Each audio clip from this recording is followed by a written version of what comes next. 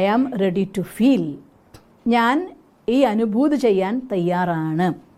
പ്രപഞ്ചത്തിലേക്ക് vibration spread ചെയ്യുന്നതായിട്ട് കാണാം. ഈ ചില വീഡിയോസ്, ചില ഫോട്ടോസൊക്കെ ഞാൻ ഓർക്കും. ഇങ്ങനെ തരംഗങ്ങൾ ഇങ്ങനെ ഫ്രീക്വൻസി ആയിട്ട് പോകുന്നത് കാണിക്കുന്ന വീഡിയോസൊക്കെ നിങ്ങൾ കണ്ടിട്ടുണ്ടാവുമല്ലോ.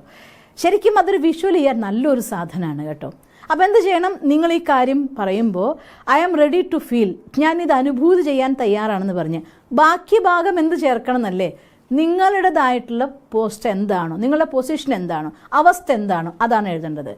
നല്ലൊരു റിലേഷൻഷിപ്പ് ആണെങ്കിൽ I am ready to feel a best relation, I am ready to feel increment in my salary, I am ready to feel a happy life. ഇങ്ങനെ എന്ത് നിങ്ങൾക്ക് വേണോ അത് നിങ്ങൾ എഴുതിക്കോളൂ.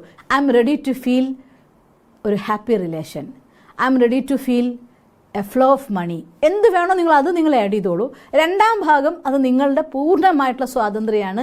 നിങ്ങൾ ഏതിന് പ്രാധാന്യം കൊടുക്കുന്നു അത് എഴുതാം. മണിയാണെങ്കിൽ മണിയാവാം, റിലേഷൻ ആണെങ്കിൽ റിലേഷൻ ആവാം, ഹെൽത്ത് ആണെങ്കിൽ ഹെൽത്ത് ആവാം. നിങ്ങൾക്ക് എന്താണോ നിങ്ങൾക്ക് പ്രയോറിറ്റി അനുസരിച്ച് വേണമെന്ന് ആഗ്രഹിക്കുന്ന സാധനം അതിനാദ്യം സെലക്ട് ചെയ്യണം. 2, 3, 4 പറയരുത്, ഓൺലി 1. ഒരു പ്രാവശ്യം. അത് എല്ലാത്തിലും ഞാൻ പറയാറുണ്ട്, ഇപ്രാവശ്യം ഞാൻ പറയുകയാണ്. ഒരു ലക്ഷ്യം തിരഞ്ഞെടുക്കൂ, അതിനുവേണ്ടി ഗൈഡ് ചെയ്യൂ, മുന്നോട്ട് നിങ്ങൾ പോകും.